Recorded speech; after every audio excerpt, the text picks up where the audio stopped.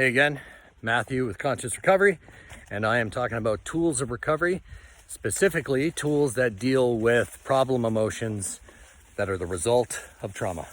So my last handful of videos, I did an overview of how trauma affects the body and the brain, and now I'm talking about ways to help deal with the damage done, right? Ways to recognize and respond when these trauma responses pop up in your life, and how to heal them, how to work with them, what to do.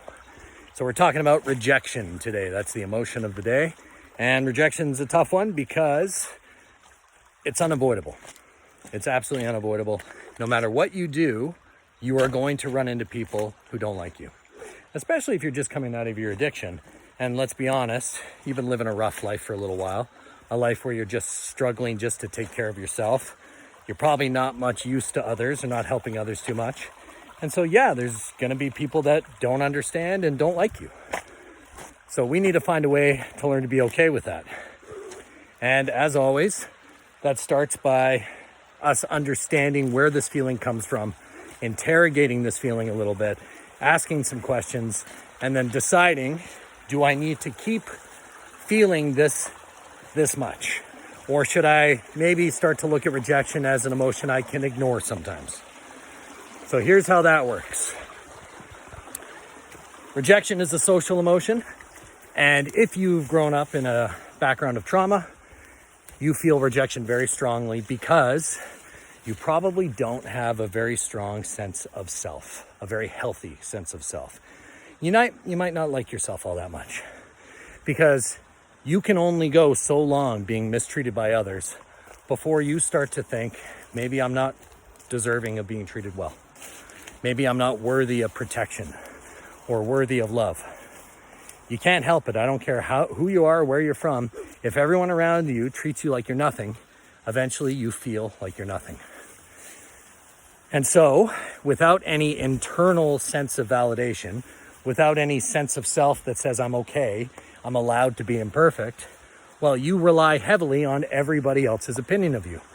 You rely on acceptance from others in order to feel good.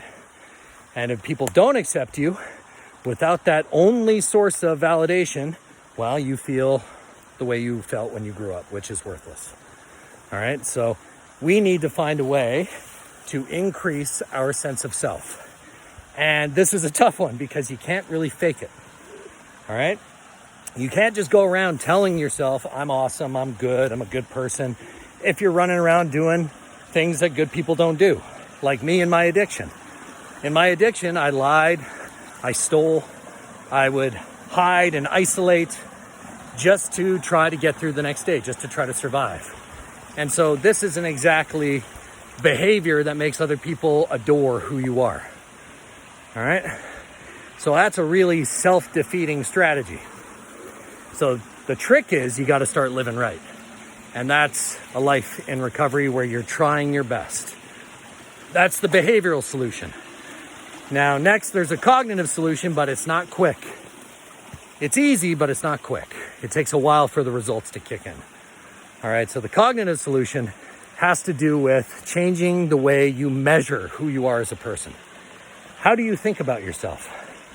How do you decide whether or not you're any good? Well, all of those decisions, up until now, have been made by your System 1. System 1 is the automatic processing that goes on unconsciously and unchallenged in your brain. You just sort of end up thinking that you're no good. So we cannot allow our System 1 unconscious to keep making those evaluations of who we are. We have to start making conscious evaluations. So let's do that right now. You are overcoming something incredibly difficult that not a lot of people can overcome. You are changing your life and yourself from the ground up. You are examining every thought, every feeling, every belief, and that's hard work. It's courageous just to be doing what you're doing. You know that there's an old version of you that you're trying to get away from, and there's a new version of you that you're trying to build. And how do you do it? One choice at a time. Every choice that you make that aligns with your recovery brings you one step closer to being that person. And then there's going to be choices you make that don't align with your recovery, and you're going to fail. You're going to falter. Okay? That does not make you a failure. That makes you human. So tell yourself every day, write it down on a Post-it, stick it on the mirror when you brush your teeth. Today, I'm trying my best to be a better version of me. And the new version of me is one that deserves love, deserves to be cared for, deserves to be respected. The old version of me, we don't like that person very much. And that's okay. I didn't like the old version of me very much. And so I try really hard to stay away from it. That's the cognitive solution. I don't have much for the emotional solution because physiologically, feeling like you're worthless and you're no good, it's like getting kicked in the stomach a little bit. And I don't know a way to just turn that off.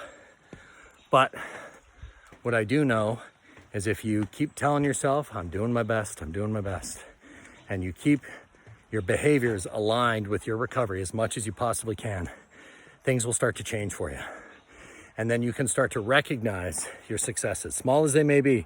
You recognize when you're doing well, and then eventually you'll start to feel it.